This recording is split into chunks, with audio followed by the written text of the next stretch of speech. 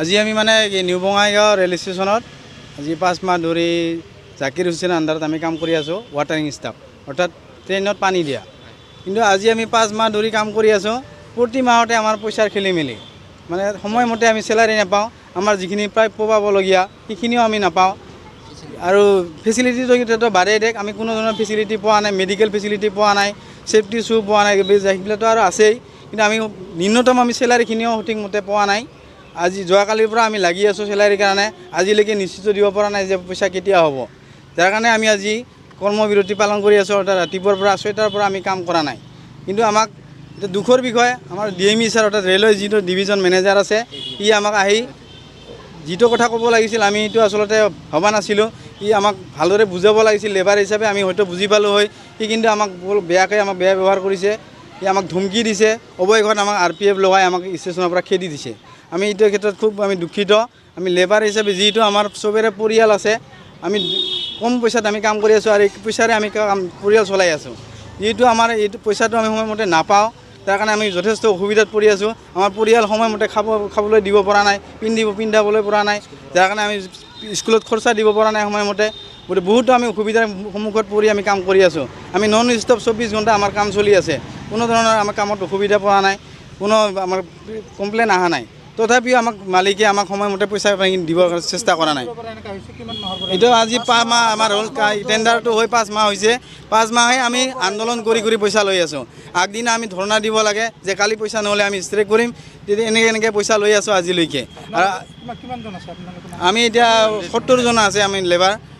এই 70জনেৰে আমাৰ একে অৱস্থা, চবেই আমি দুখীয়া মানুহ। আমি সেইকাৰণে কম পইচাতে আমি কাম কৰি আছোঁ। আমাক এতিয়া পইচাটো আমি সময়মতে পাব লাগে। যিখিনি আমাৰ ন্যূনতম মজুৰি, সেইখিনি যিখিনি আমাৰ ৰেলৰ হিচাপত দিয়া আছে স্কেল হিচাপত, সেইখিনি আমি পাব লাগে আৰু সময়মতে পাব লাগে, আৰু ফেচিলিটিখিনি আমি সম্পূৰ্ণ পাব লাগে। আৰু লগতে আমাৰ DME ছাৰৰ কথা আমি বিশেষকৈ আমি দুখ পাইছোঁ। সি আচলতে নিৰপেক্ষ হিচাপত আমাক চাব লাগিছিল। লেবাৰ হিচাপে আমি যিহেতু তাক ছাৰ্ভিচ দি আছোঁ, যদিও আমি কণ্ট্ৰেক্টাৰী আণ্ডাৰ, তথাপিও আমি কিন্তু ৰেলক আমি ছাৰ্ভিচ দি আছোঁ। গতিকে ৰেলৰ অফিচাৰ হিচাপে সি আমাক অলপ চাব লাগিছিল, কিন্তু সি আজি আমাক সেইটো নেদেখুৱালে। আমি তাৰ কাৰণে খুব দুখিত। এতিয়া আমি এইটো স্পষ্টকৈ ক'ব নোৱাৰোঁ যে DME ছাৰ কাৰ লগত আছে। আমি এইটো লিখিতভাৱে জনোৱা হৈছে, আৰু আজি নহয় আমি আগতেও জনাই আছোঁ, কিন্তু DME ছাৰে আমাক কোনো ৰেছপনচিবিলিটি দিয়া নাই। তাৰ কাৰণে আমি খুবেই দুখিত। আৰু আজিৰ তাৰিখত DME ছাৰে এতিয়া আমাৰ ওপৰত কিবা ব্যৱস্থা ল'ব, সেইটো আমি আশা ৰাখিছোঁ, যাতে আমি সময়মতে আমি লেবাৰখিনি পইচা পাতি পাওঁ, বা আমি ভৱিষ্যতে আমি কাম কৰা ইয়াত সুযোগখিনি পাই থাকোঁ। কাৰণ এই 70জন লেবাৰ, 70জনে আমাৰ গৰীব মানুহ, আমাৰ স্থানীয় মানুহ। ইয়াত কোনো বাংলাদেশী বা কোনো বিদেশী মানুহ নাই। স্থানীয় মানুহখিনি হিচাপে আমি যাতে কামখিনি ইয়াত পাই থাকোঁ, সেইখিনি আমি DMEৰ ওচৰতে আমি আবেদন ৰাখিছোঁ, আহ্বান জনাইছোঁ ADMEৰ ওচৰত, যাতে সি আমাক আজি যিটো ব্যৱহাৰ কৰিছে, হয়তো আমাক কালি কৈছে যে কালিৰ পৰা তুমি কামত নাহিবা। এইটো আচলতে আমি মানিব নোৱাৰোঁ, কাৰণ আমি ইয়াৰে মানুহ হয়। ইয়াৰে মানুহ কাম নকৰি ক'ৰ মানুহ কাম কৰিব। গতিকে আমি এইখিনিয়ে ক'বলগীয়া মোৰ আজি আমি ৰেলৰ কাম কৰি আছিলোঁ, কৰি থকা অৱস্থাত ধৰ্মঘট কৰিছিলোঁ। আমাৰ দৰমহা টাইমলি নোহোৱাৰ কাৰণে আমি আজি ধৰ্মঘট কৰিছিলোঁ।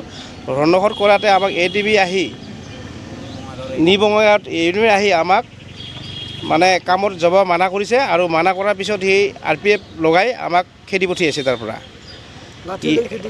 লাখতি লৈ আমাক খেদি পঠাইছে, আৰু ইয়াক আমি এৰি দিয়া নহ'ব সহজে, ইয়াক বিহিত ব্যৱস্থা লোৱা হ'ব। আমি কাম বন্ধ কৰিছোঁ, আমাক কাম বন্ধ কৰা নাই, আমাক খেদি দিছে সিহঁতে।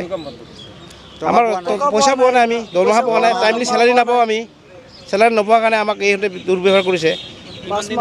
আজি 5 মাহ ধৰি আমাৰ খেলি মেলি হৈ আছে দৰমহাৰ। কণ্ট্ৰেক্টাৰৰ হৈ কাম কৰি আছে ADME।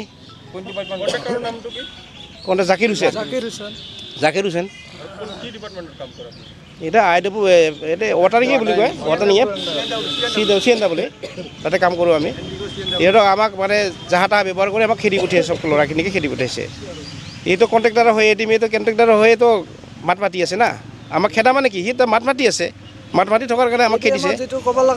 ADME যদি কোৱা নাই, ভালকৈ আমাক আহি অফিচাৰ সুধিব লাগিছিল, সোধা নাই। সি নাই সোধা, ডাইৰেক্ট আহি আমি ধমকি কৰিছে। খালি আমি লেটাৰ দিছিলোঁ, কালি যোৱা ৰাতি লেটাৰ দিয়াৰ পিছতো মানে সিহঁতে আজি দুৰ্ব্যৱহাৰ কৰিছে আমাক।